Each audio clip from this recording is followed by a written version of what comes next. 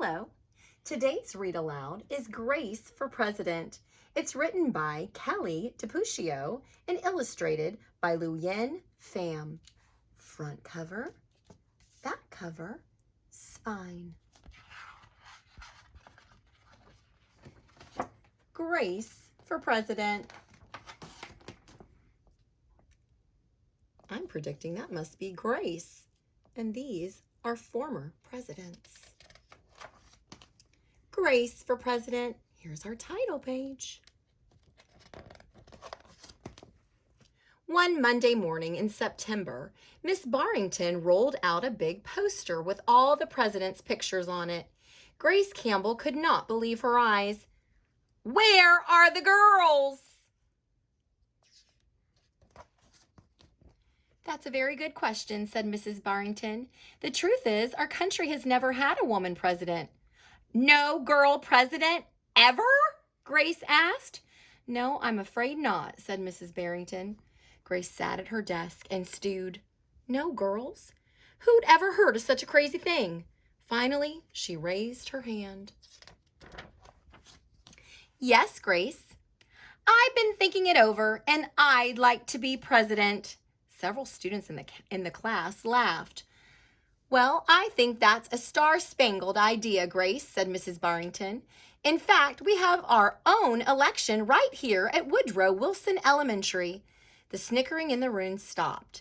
Grace smiled. Would anyone else like to run for president? Mrs. Barrington asked the class. Nobody raised their hand. Becoming president was going to be easy, Grace thought. The next day, Miss Barrington made an announcement.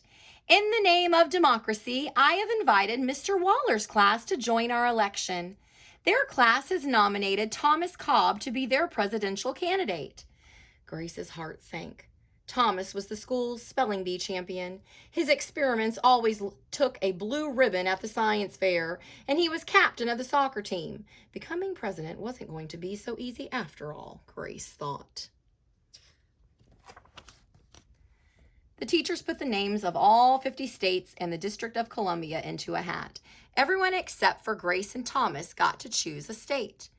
"I'm Texas," said Anthony. "I'm New Hampshire," said Rose. "I'm Michigan," said Robbie. "What does the number 17 mean?" "Each state is assigned a number of electoral votes. That number is determined by how many people live in that state," said Mrs. Barrington. "Each of you will be a representative for your state. Altogether, our country has 538 electoral votes," Mr. Waller explained. "On election day, the candidate who receives 270 electoral votes or more wins the election." "Why 270?" asked Rose. "That's more than half of all the electoral votes," Mr. Waller said. Becoming president really wasn't going to be so easy, Grace thought. Grace came up with a campaign slogan. "Make history, vote Grace Campbell for president." Thomas came up with his own campaign slogan. "Vote for Thomas Cobb, the best man for the job." Grace listened to what issues were important to the students, and she made a list of campaign promises. A peaceful school, no bullies, a cleaner school, no littering, better hot lunches, no more fish stick tacos. Thomas made up his own list of promises. Free tutoring, free soccer lessons, fish stick tacos every week. Grace made campaign posters and buttons. Thomas made posters and buttons too. Each week, the teachers set aside time for the candidates to meet with their constituents. Polls were taken. Voters were making their choices. Grace continued to campaign. At recess, she gave speeches. During lunch, she handed out free cupcakes.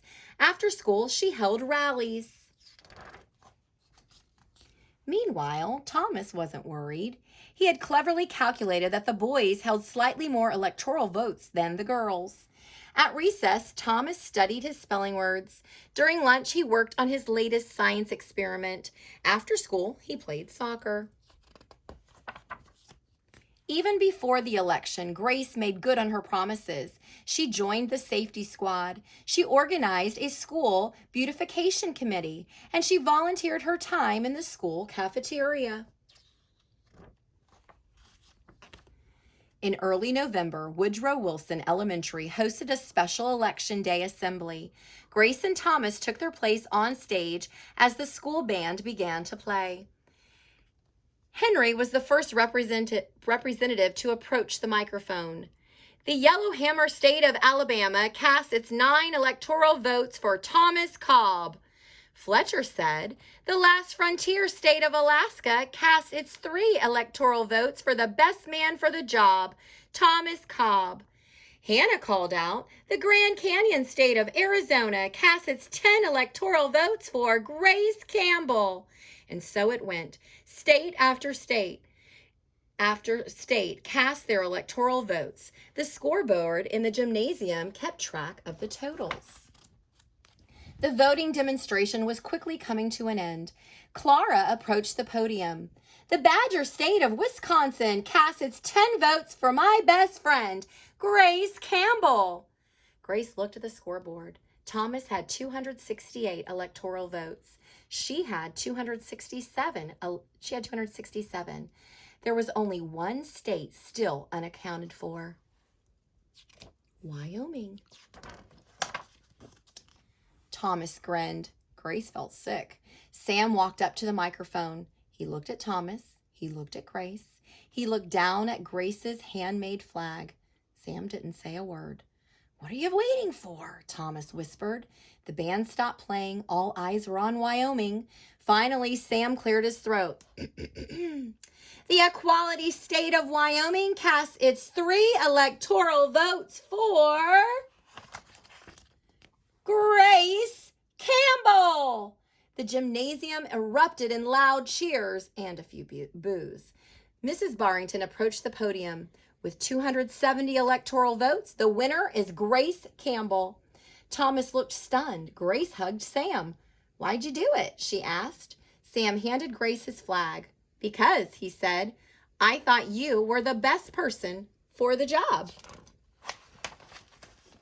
The following week, the students in Mrs. Barrington's class were preparing for their career day presentations.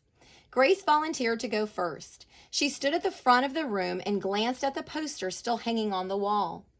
My name is Grace Campbell, and when I grow up, I'm going to be the President of the United States. This time, everyone believed that she would.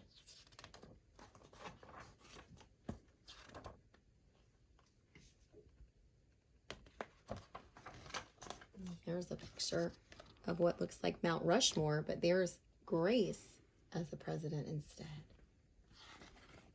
All right, I want you to think about this story. Who were the characters? Who was in this story? I also want you to think what happened at the beginning of the story. What happened in the middle of the story? And what happened here at the end of the story? What was your favorite part? Would like you to draw a picture, write a sentence, or tell your grown-up. Can't wait to hear from you and see those illustrations and those sentences. Here's a big hug from me to you. See you next time. Bye-bye.